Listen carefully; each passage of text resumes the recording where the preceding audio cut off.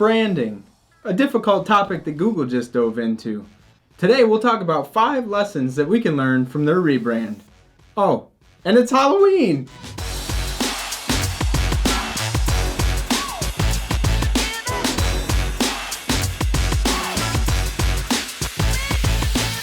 What's up, fellow marketers? I'm Chris Kapelski, and this is a special Halloween edition of Marketing Tip Monday.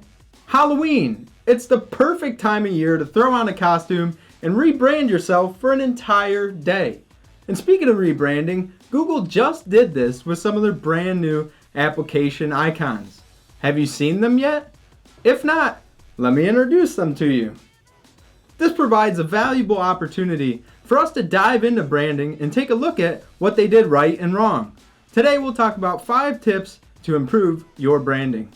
Whenever you're thinking about branding or rebranding, you need to have a purpose. Now maybe you're a new business and you're building your brand for the very first time. Well, then perhaps you want to think about how you can stand out in a crowded marketplace and capture market share. Or maybe you're a business that's been around for a while and you want to think about how can your business improve? How can you grow? And maybe how can you compete with some of the new businesses that have started to pop up? One thing's for sure, you should never rebrand just because you're bored. That's not a good idea and ultimately only leads to negative things. But if your products and services and other offerings are changing, that's the perfect time for a rebrand. And in fact, that's what Google did. They changed their G Suite offering to the brand new Google Workspace, and they thought it was the perfect time for a rebrand. One of the biggest misses of Google's rebrand was something that you should always do when you're rebranding, and that is think about your audience. You have to think about your audience and how they're going to interact with your brand. It's critical. You have to have an understanding of where your new branding or your existing branding is going to play out and how that audience is going to interact with them. Google completely missed the boat on this. Their new app icons, in my mind, make it a lot more difficult for people to figure out which apps do which things. And I think that violates the number one rule of branding. Never make changes so big that your audience has to relearn your brand. Now, there was an area where Google did a little bit better in their rebrand, and that was when they were developing the look and feel of the branding. When you're developing the look and feel of a brand, there's 3 things that you really need to consider.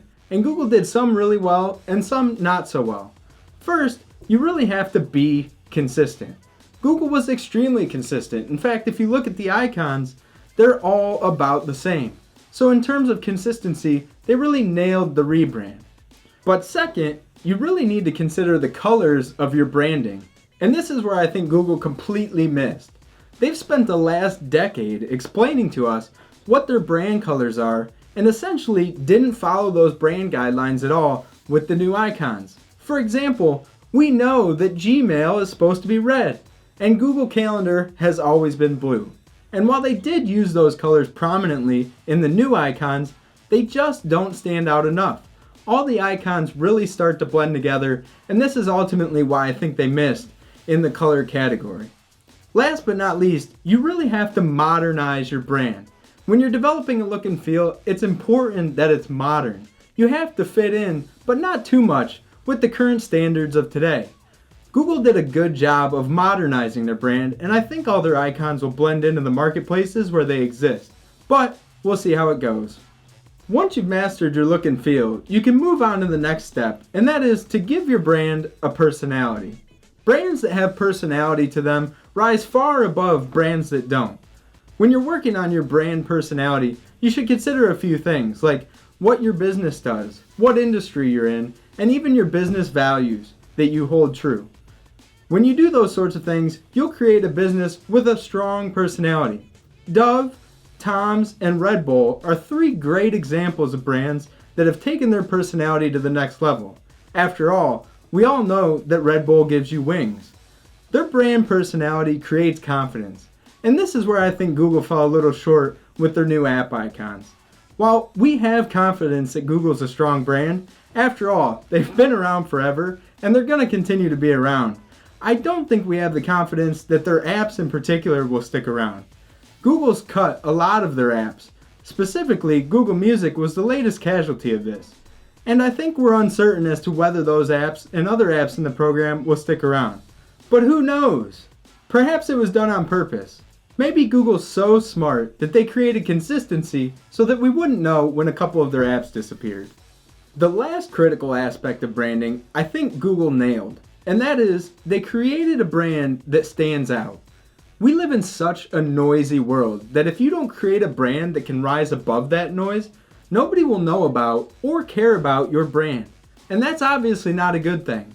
But I think Google did a great job. While their icons aren't different amongst themselves, they created a consistency that when you go on an app store, you'll see an icon and you'll instantaneously know, yep, that's a Google icon. So while I think some of the areas that they missed tremendously, ultimately, this means that the Google rebrand will be a success. Ready to make your business more successful? Check out this playlist with tons of tips to improve your business. Don't forget to subscribe to the channel, and I look forward to seeing you all on the next Marketing Tip Monday. We'll see ya.